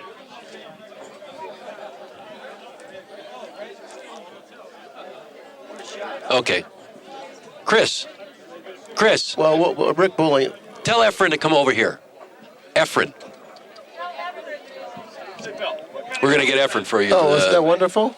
I mean, he's shaking hands with everybody over there. I mean, this has been a great finals. yeah, that would be great. That would be great. I'm sure that. Howard, you got the checks, buddy? What a wonderful shot that we have there on the freeze frame. I mean, that's just wonderful on the freeze frame. Yeah, that's sportsmanship there. Oh, that's a great shot there. That was the greatest shot of the whole way. He was dead in the water here. He only had two options, one which Jimmy and I both disagreed with, but obviously we were wrong, especially when you watch the outcome of this shot. This is Hill to race to 13. Don't get no better than this. Look at this. He hits it perfect. Oh, my goodness. What a shot, and what a time to come with a shot like that. That was really an incredible match, and an incredible shot, and an incredible finish. I've seen a lot of things, but that was one of the most spectacular things I've seen in this game. Well, Earl's on his way up here now, and also with Efren, and I played it for safety. I don't deserve to win that match. yeah, I'm going to stretch this mic out here. We're now on the outside of the booth. On the one. Earl and Efren are both here. I'm taking the whole thing there. I ain't joking. Efren, Earl, I'm going to tell you what, I really commend you with your sportsmanship. I mean, when he made that kick shot, the life should have drained from your body, but yet you were glad for this man. Well, I'm going to tell you something. I've been playing pool for 25 years, and I've only seen that shot made on me twice. And one of those times was tonight. Keith McCready made that same shot on me in 1984 when we were playing call shots in the Clyde Childers tournament in Richmond, Kentucky. And I was sitting there looking at it. I said, he can't go one rail. He's got to kick two rails. I said, Keith made this shot on me one time in 25 years. And I said, is it possible he could make the same shot that Keith made, 11 years ago? And he did. I'm thrilled for him. That was a great shot. Well, I know you were thrilled for him, and you were really, genuinely thrilled for him. We got you on the monitor. It's absolutely great sportsmanship, and I commend you for it. What a great tournament, Earl. You played a great Well, I'll tournament. tell you, I'm very fortunate. Thank you. Thank you very much. I'm very fortunate to be in the finals. I didn't play well this week. Some guys fainted over a few shots for me, but overall, I feel like I gave a good performance. I made a few mistakes here and there. I think that I might have won the match had I corrected some safeties or something like that. I played a poor safety on the last game. But, for it to end like that, I'd rather it end like that than win the tournament, actually. It was a thrilling finish. Everyone that was here in attendance can testify to that. It was a thrilling finish. We couldn't have asked for anything better than that. You played great, believe me. Well, me and Efren's played a lot of matches around the world, and I can speak for him. If I'm playing and I'm not making too many simple mistakes, he knows he's got a tougher time with me. That's right. And, I'm sure he does. He respects you. And Efren knows I was struggling this week. He could see it in my stroke. When the balls aren't pocketing right, struggling with position, he knows there's a different man from the World Tournament to here. But Efren is, he's a dedicated player. I think he practices a little more than I do. But, I've played all of them. He's the greatest, as far as I'm concerned. sure he appreciates that, especially coming from you. Once again, we appreciate what you've said here, and congratulations on a great tournament. And a Thank great you, Billy. finish. Thank you very much. And now the magician, the man that was dead in the water. We all thought you were dead in the water when you walked up to the table. Well, you were at the table. You played a safety on Earl, but you inadvertently pocketed the 8 in the corner pocket, and we all thought you were dead. How were you thinking? Well, I got lucky on that. I thought I'm blessed already. It's very hard to kick that. But I need luck for that kind of shot. Well, on the monitor, we have the ability to show it once again so everyone here can see it, including yourself. So what we're going to do is, what were you thinking right now? Tell us. I'm thinking about two real well, I can't say what can I do? But it's close. It's close. He can't hardly go two rails. He had to spin the ball a lot. Wow, what's going to happen here? Very thinly pocketing, hitting the 5, and will it reach the pocket? Who knows? Oh, my goodness, you made it again. That was a great shot, and a tremendous finish to a wonderfully played tournament. By the way, you played magnificently the entire way through the tournament. You were the only undefeated player. Earl came back on you. He tried to win it, but it wasn't meant to be. But he's tough to beat. I'd like to say something too, Billy. I'm thinking back to some of the greatest shots I've made in my career, and believe me, Martians don't shoot straighter than I do. But that probably will go down as one of the greatest shots that I think I've ever seen. Well, that's definitely a classic. and Under this will that always remain a situation is classic. what I'm saying. The circumstances, 10-10, 12-12. I can't think of a greater shot, and I've made millions of them. He's right. He's right. Okay. Well, anyways, congratulations, Efren, on your win here at the Sands, and you're a great champion, and you played a great champion. And once again, we commend both of you people here for a great performance. All right. Thank you very much. Well, Jimmy, I'll tell you, it doesn't get any better than that, really. I couldn't have picked a better one to sit in on. I know that. I'm glad I did. I know this is going back to the Philippines. They're going to be calling Pat Fleming up saying, send us that tape. Yeah, there's 300 of them. Yeah, Oh, my 300, 3,000. There's a lot of Filipinos over there. It was great. It was great. I enjoyed it, Billy. Thank you very much. It was a pleasure working with you, Jimmy. You're such a knowledgeable player, and I really enjoyed sitting next to you, listening to your ways of playing the game and how you think. And I'm certainly sure anyone that listens to this tape will get a lot of appreciation out of the way that you play the game and reflect it to the people here that are watching it. Anyways, on behalf of James Rimpey, this is Bill Incardona saying thanks a lot for supporting AccuStats, and we really mean that from the bottom of our heart, because if it wasn't for you people out there, there wouldn't be any AccuStats, and we wouldn't be able to carry the most, the greatest players in the world throughout the country and even in the world. So thanks a lot for supporting AccuStats. Give Pat a call at 1-800-828-0397.